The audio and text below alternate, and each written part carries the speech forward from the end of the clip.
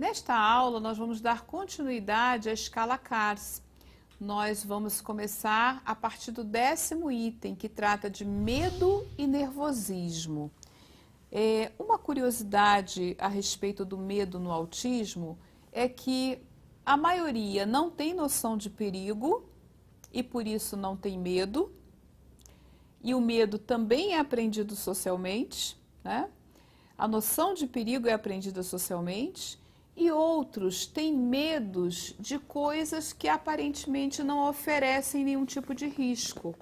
Então, é possível que uma criança não tenha medo de falar com um estranho na rua, não tenha medo de atravessar a rua sem companhia, mas tenha muito medo de um brinquedo inofensivo. Não tenha medo de abraçar um cachorro desconhecido, mas tenha medo de uma garrafa de refrigerante.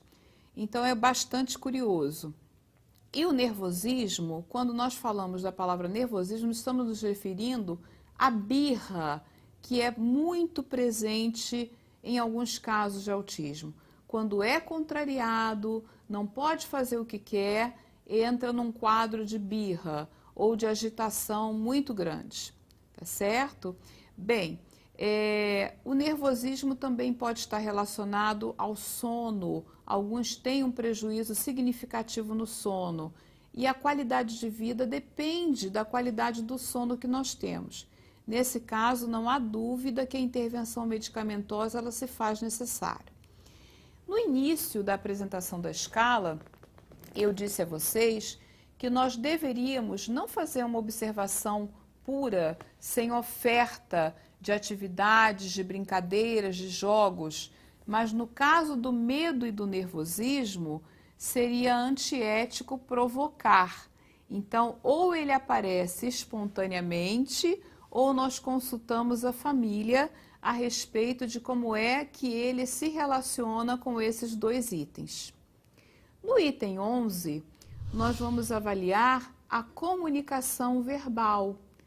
O que é isso? Está muito claro, não é? A comunicação verbal é em que medida a criança consegue falar, expressar oralmente os seus desejos e as suas necessidades. Mas na comunicação verbal, nós temos vários tipos de comunicação. Nós temos uma fala que é comunicativa, que é compreensível. Nós temos a ecolalia, que é a fala como uma repetição do outro. Nós temos os jargões, que pode ser um prenúncio de uma fala e ficamos felizes quando ele aparece. Para quem não sabe o que é jargão, né, que é uma linguagem muito própria da fonoaudiologia, é quando a criança fala algo como e ela fala embolado e a gente fala, o que é isso? Que fala é essa? O que ela está querendo dizer? Então, a ideia é que o adulto possa corresponder a essa tentativa de fala interagindo, como se estivesse entendendo. Ah, você está me dizendo que você quer que eu pegue o brinquedo no armário? Ou você está tentando me dizer que você quer comer biscoito, que está na hora de lanchar, dando uma função comunicativa. Então, como é que é a comunicação verbal desse indivíduo? Mais uma vez, eu vou até a escala e pontuo esse item. O próximo item é a comunicação não verbal, que se confunde um pouco com a expressão gestual. Ele não fala, mas ele apresenta através de gestos o que ele deseja. E também está presente na comunicação não verbal uma característica muito própria do autismo, que é usar o outro como ferramenta. O que significa isso? Normalmente, puxar você pela mão e levar até o objeto que ele deseja pegar, ou então, né, botar a mão dele por cima da sua e pegar um objeto que aparentemente ele teria condições de pegar sozinho, mas que ele não se deu conta ainda de que ele é um sujeito, que ele pode fazer isso, então se utiliza dessa expressão, dessa comunicação não verbal. Também está na comunicação não verbal o desenhar. Existem crianças que não são verbais, mas que tem uma expertise muito grande no uso do computador, de jogos, né, do tablet, de desenhos, desenham divinamente, pintam divinamente e não falam como a gente esperaria que falasse, mas a arte é a forma de expressão dele. Então, está valendo como uma excelente forma de comunicação. O item 13 é o item que nós chamamos de atividade. O que é isso? Não podemos lembrar, não podemos esquecer que a escala CAS é uma escala traduzida. Então, tem termos que às vezes não fazem tanto sentido para nós. Mas quando vocês forem ler a escala no item 13, vão perceber que ela se refere, o item atividade, ao nível de apatia ou de agitação desse indivíduo. Então, é um autista que é apático, aquele considerado clássico, que faz um movimento de pêndulo, né? Que ele se balança para frente e para trás, ou ele é um autista que é chamado hiperativo. Até o DSM-4, né, que é uma espécie de classificação internacional de saúde mental, era possível ter o diagnóstico de autismo e TDAH. Então, aqueles que eram muito agitados possuíam esse diagnóstico duplo. Hoje, nós sabemos que não é possível mais com o DSM-5. Então, o nível de atividade, eu quero saber se ele é apático, é letárgico ou é agitado demais. Mais uma vez, voltemos a uma aula anterior, quando falávamos da avaliação psicopedagógica. Eu chamo a atenção que aquele autista apático, ele pode ser confundido com alguém que tem um excelente nível de concentração. E o mais grave, essa é uma criança que pouco vai incomodar a escola e que vai parecer que está concentrado e que muitas vezes está ali, né, alheio a tudo que está acontecendo e perdendo um tempo precioso de desenvolvimento. O item 14 é o grau e consistência das respostas da inteligência. O que significa isso? Significa em que medida a criança com autismo consegue resolver problemas. Ele consegue resolver problemas? Ele consegue solucionar as situações do cotidiano? Então, quanto mais ele conseguir resolver problemas, dar função que não existe para um objeto, mais o seu cognitivo é preservado. Por exemplo, pegar um controle remoto de uma TV e fazer de conta que é um telefone celular. Ele percebeu uma semelhança entre esses dois objetos, deu uma função e resolveu um problema para a brincadeira dele. Rasgou um objeto, um papel, e ele tentou colar, tentou consertar.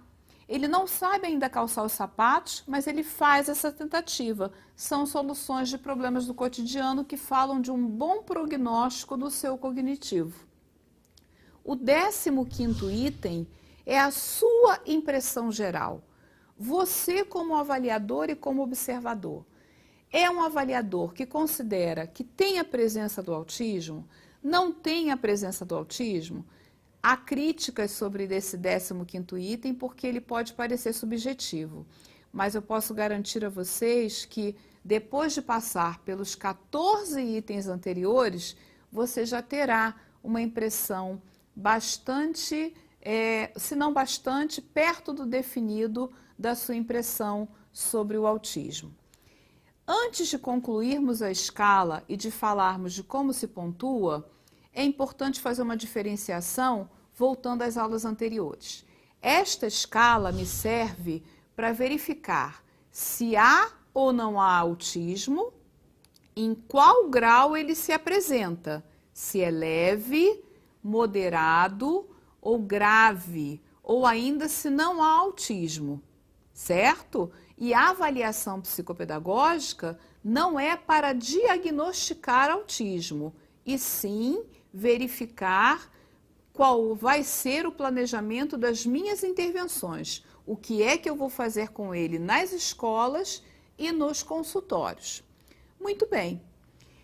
Depois que eu pontuo toda essa escala, eu marquei 2, 2,5, 3, 4 para cada item, eu vou fazer um somatório. E a partir deste somatório, de acordo com a legenda que há na escala, eu vou identificar onde é que ele se encontra. É leve, é moderado, é severo, não tem autismo, tem um outro transtorno qualquer que não tem autismo, então agora eu já sei quem é o sujeito com o qual eu pretendo trabalhar. Muito bem. Em que medida a escala me serve para as intervenções? Fica uma sugestão que as intervenções, o seu plano de metas para o seu paciente ou aluno também saia dessa escala. Nós temos como um padrão de considerado típico aquilo que você tiver marcado 1 ou até no máximo 1,5. Tudo mais que você marcou de 2 para frente, 2, 2,5, 3, 3,5, 4, já é merecedor de entrar num plano de intervenção. Ou seja, por exemplo, se lá no item 2, que é a imitação, eu marquei pontuação 3, é claro que eu, como terapeuta ou professora, terei que inserir nas minhas intervenções o trabalho com a imitação. Eu precisarei ensinar essa criança a imitar. Eu precisarei ensinar essa criança a se expressar adequadamente no que diz respeito às suas emoções. Eu vou precisar ensinar ou não a obedecer a rotina. Então, é uma avaliação que ela é, ao mesmo tempo, quantitativa, porque eu somo pontos, muito embora isso seja muito discutível na comunidade científica. Será que somar pontos fala de alguém, fala do perfil de alguém? Mas essa escala foi validada internacionalmente, eu posso confiar nela, né? Mas também é uma avaliação qualitativa, porque o tempo inteiro eu estou me perguntando, ele imita, ele expressa verbalmente, ele expressa emocionalmente, mas em que medida e em qual proporção?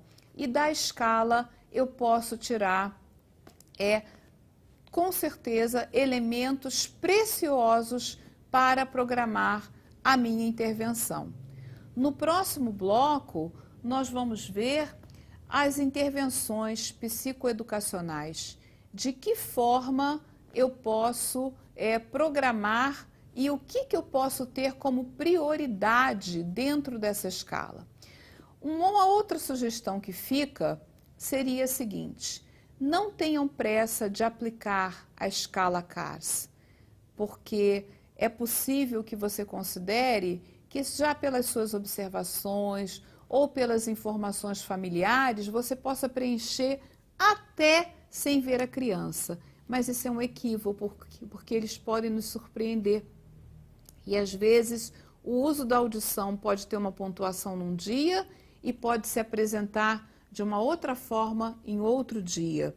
Então, não tenham pressa e ofereçam o máximo possível de brincadeiras e de jogos e de oportunidades para que você tenha um olhar fidedigno sobre cada item. Porque, repito, quanto maior a precisão da sua avaliação, mais qualidade vai ter a sua intervenção. Quanto mais precisa a escala, melhor você vai ter a possibilidade de fazer um plano de metas adequado para o seu aluno ou paciente.